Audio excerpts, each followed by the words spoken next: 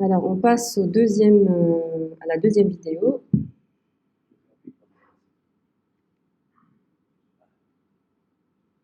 Donc là, on est devant une vitrectomie pour un corps étranger intraoculaire métallique.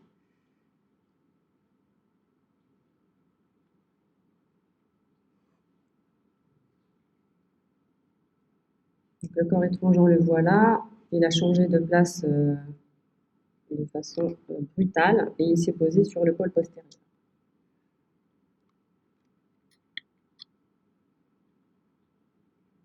Là, le chirurgien, il continue sa vitrectomie.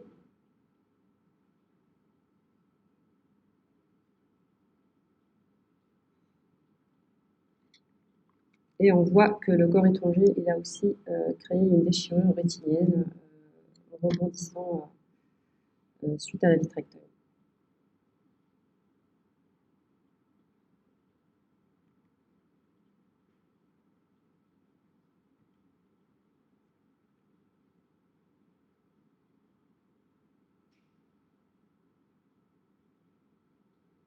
Donc là, l'élargissement de la sclérotomie pour pouvoir sortir le corps étranger avec une pince forceps, après avoir mis une petite bulle de décaline pour protéger son pôle postérieur.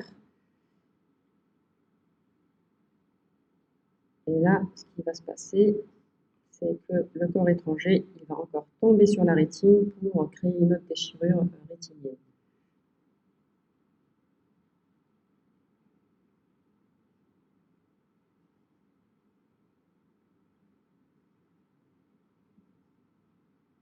Et là, pour le coup, il a réussi à le sortir.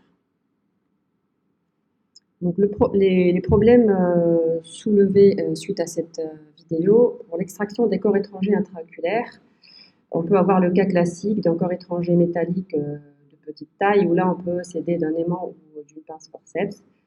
Euh, on peut faire ça par une sclérotomie élargie, voire par voie antérieure, je veux dire par ça si on fait une phacoexérèse, s'il y a une rupture capsulaire ou une cataracte post-traumatique, qu'on pose le corps étranger sur l'iris, ou sinon on fait une sclérotomie élargie.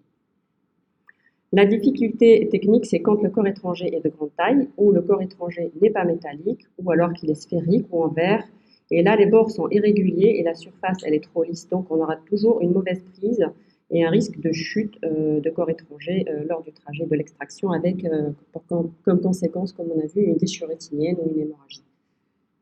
Donc, premier réflexe, c'est de se mettre en bimanuel, c'est-à-dire d'avoir un chandelier et avoir les deux mains libres.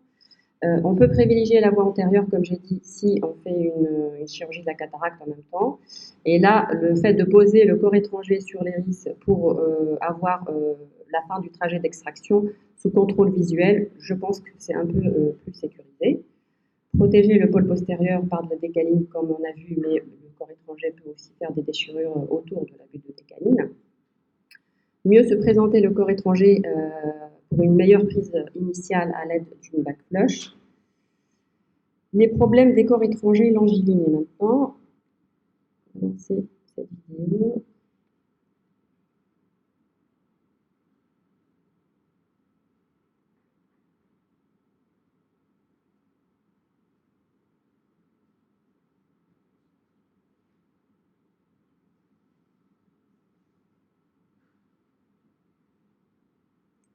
En fait, l'idée pour les corps étrangers, et là je remercie le docteur Ducournau pour la vidéo, c'est de l'attraper plutôt au plein centre, au milieu du corps étranger longiligne, et d'élargir la sclérotomie. Comme ça, en fait, il y a la surface, le bout distal qu'on voit là, le bout proximal, euh, qui va sortir en premier au niveau de la sclérotomie. Donc, du coup, on a un meilleur contrôle visuel et il y a moins de risques que ça retombe dans la cavité vitrine parce qu'on peut le rattraper par la deuxième main.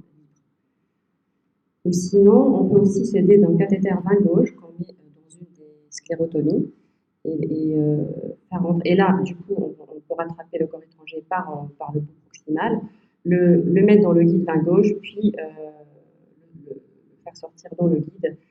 Encore une fois, là, on a un meilleur contrôle visuel. Alors, pour les corps étrangers de grande taille ou en verre ou alors de forme sphérique, j'ai regardé un peu la littérature. Il y a cette équipe-là qui a fait designer un peu une pince un peu particulière où c'est comme en fait une tige de laser avec un bouton au milieu qu'on peut actionner. Donc on rentre dans l'œil de cette façon-là et dans la cavité vitréenne, il y a le bout qui va se déployer dans la cavité vitréenne euh, qui va former donc une sorte de griffe pour avoir une préhension assez sûre et assez large pour les gros corps étrangers.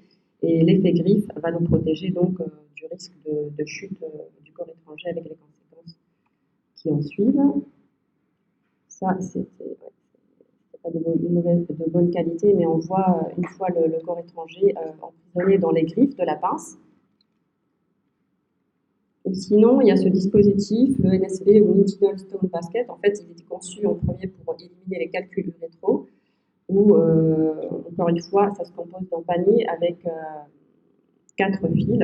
C'est encore rétractable avec, en actionnant un bouton au niveau de la tige. Et c'est le même principe. Donc, en fait, ça va emprisonner le corps étranger dans la sorte de panier et il y aura moins de risques de chute et de rechute du corps étranger.